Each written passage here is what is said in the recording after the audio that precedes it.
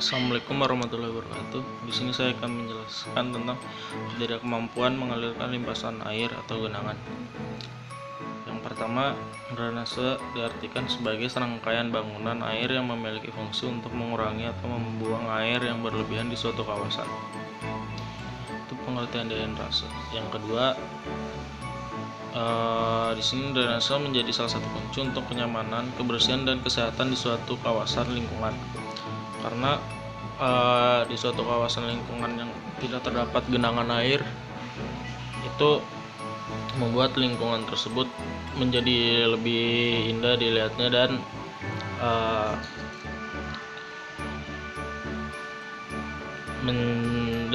menambah kenyamanan. Lalu yang ketiga, di sini ada jenis-jenis drainase. Ada dua jenis drainase. Yang pertama ada drainase single purpose dan drainase multi purpose.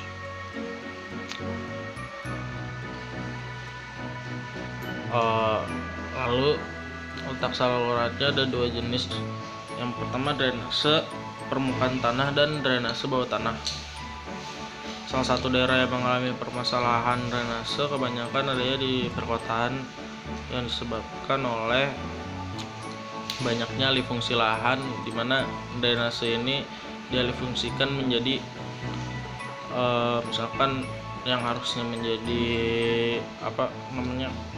lokasi drainase dirubah menjadi jalanan atau enggak banyaknya pembangunan, sehingga drainase ini tuh dialihfungsikan atau bisa jadi tidak berfungsi karena si drainasenya ini tertutup oleh banyaknya bangunan-bangunan atau enggak jalan-jalan. Yang ketiga, dikarenakan tidak terhubungnya sistem drainase.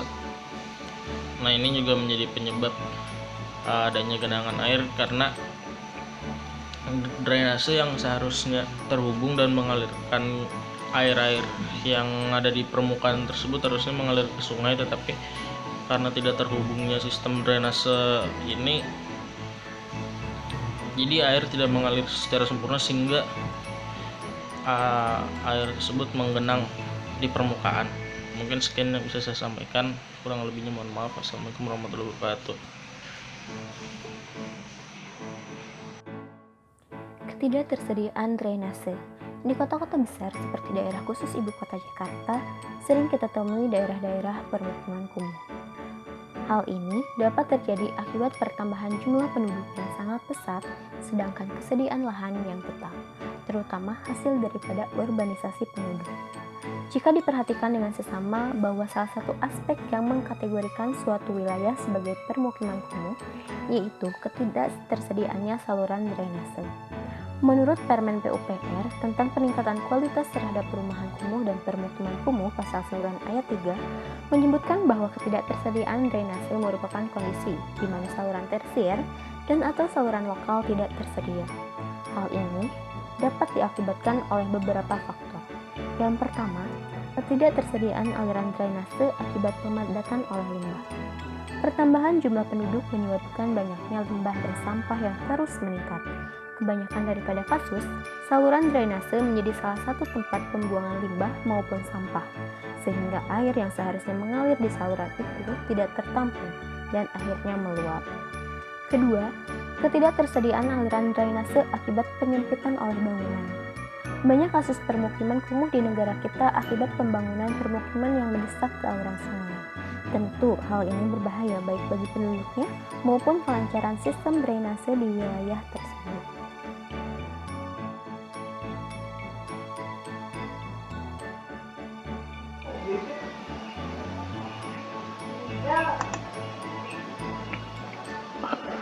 Oke, halo everyone. Di sini saya Agus Salafuddin. Kebetulan saya kebagian dari resume kemarin ya, paper itu bagian 3 tentang materi kurangnya hubungan drainase terhadap drainase perkotaan. Nah, untuk lanjutannya seperti apa kita coba lihat. Jadi, sistem drainase itu sendiri didefinisikan sebagai serangkaian bangunan air yang berfungsi untuk mengurangi atau membuang kelebihan air pada suatu kawasan ataupun lahan. Nah, jadi pembuatan sistem drainase ini seiring berjalannya waktu harus melihat kasus apa yang terjadi di lahan tersebut. Misalnya di kota Jakarta. Di kota Jakarta itu setiap tahun ketika musim hujan, beliau akan dapat bencana yang namanya bencana banjir.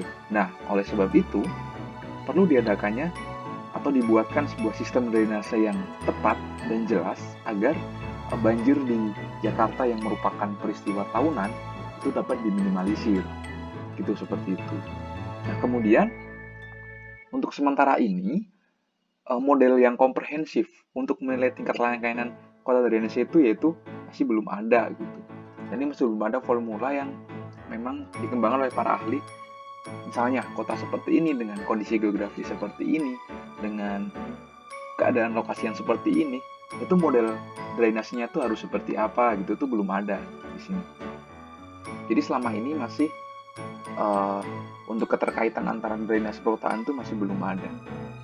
Nah, berawal dari hal tersebut, untuk kedepannya diharapkan tercipta suatu model dari model komprehensif tentang drainase tersebut yang bisa digunakan untuk apa? Yaitu digunakan untuk menilai layanan drainase di perkotaan.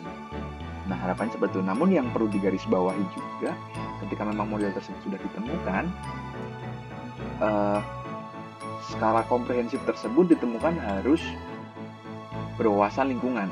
Nah, karena hal tersebut berguna bagi skala prioritas penanganan drainase perkotaan yang berkelanjutan. Karena ketika memang didapatkan suatu formula yang sudah komprehensif, namun tidak memiliki wawasan lingkungan ataupun tidak berkelanjutan, hal tersebut tentunya akan berbahaya bagi generasi-generasi selanjutnya. Nah, biasanya istilah drainase yang berkelanjutan dan berwawasan lingkungan itu kita kenal sebagai istilah eco-drain. Oke, mungkin seperti itu yang dapat saya sampaikan dari bagian. Kurang lebihnya mohon maaf. Assalamualaikum warahmatullahi wabarakatuh. Urbanisasi yang membludak di perkotaan membawa beberapa perubahan topografi dan tata kota. Pembangunan di kota yang terus-menerus dapat memperluas area kedap air. Dengan adanya pembangunan gedung, jalanan aspal, parkiran, dan lain-lain, mengakibatkan berkurangnya daerah resapan air hujan ke dalam tanah. Akibat pembangunan gedung-gedung tersebut, drainase tidak terpelihara dengan baik di daerah perkotaan, sehingga timbullah banjir. Bismillahirrahmanirrahim. Saya Muhammad Agung Maulana dan kali ini kita akan membahas tentang kualitas konstruksi drainase. Nah, apa itu? Mari kita lanjut. Nah, kriteria konstruksi drainase yang baik meliputi beberapa hal. Yang pertama, pembebanan yang digunakan sesuai standar yang ada. Kedua, kombinasi pembebanan dan perdimensian atas konstruksi sesuai fungsi cara dan tempat. Dan yang ketiga, stabilitas konstruksi bangunan penahan tanah, dikontrol keamanannya. Dan yang paling penting, terakhir, adalah tidak terletak pada daerah sesar gempa. Hal inilah yang menjadi latar belakang atau kriteria konstruksi drainase itu sendiri. Selanjutnya, berdasarkan Peraturan Menteri PUPR Nomor 2 Tahun 2016, kualitas konstruksi drainase lingkungan dapat dikatakan buruk sebagaimana dimaksud pada ayat 1 huruf E apabila galian tanah tidak menggunakan material pelapis atau penutup atau telah terjadi kerusakan. Nah, hal tersebut merupakan permasalahan yang terjadi di pemukiman kumuh. Permasalahan yang terjadi yakni bangunan drainase yang ada dibangun tanpa terencana dengan baik dan tidak komprehensif, di mana kondisi ini semakin kompleks dengan adanya perubahan tata guna lahan dan semakin padatnya pembangunan untuk perdagangan maupun permukiman. Selanjutnya, pembangunan perdagangan dan permukiman ini tidak disertai dengan pembangunan infrastruktur drainase. Hal tersebut menjadi permasalahan yang ada.